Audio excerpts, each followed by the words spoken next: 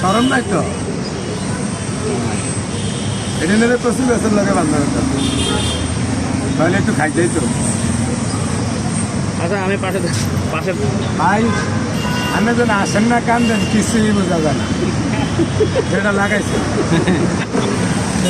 আচ্ছা মিজান ভাই আমি পাশের দোকানে গেছিলাম, পাশের দোকানে মানে পাশে তো কোনটা দোকানে গেছে বলতেছি না, আপনার দোকানে খাবার না পায় তারা পাশের দোকানে খেতে গেছে। আল্লাহ ভালো করছে, এরা না থাকলে বাড়িতে না খায় এই দায়ের নিতকে।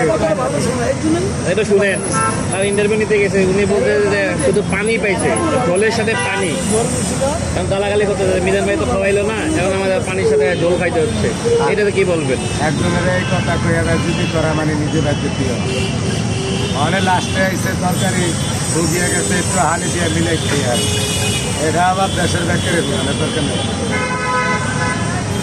আচ্ছা আপনি আলটিমেটাম দিছিলেন যে শুক্রবার মানে আজকে, ছোট করা মানে নিজে ছোট হন, আমি এটি বুঝি পালা।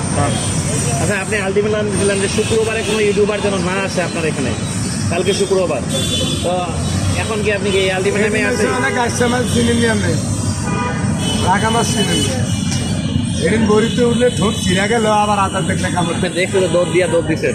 আমি এটি এরকম হয়ে গেছে, এটি নেড়ে কইলে হলে না, আমি আছি ডালা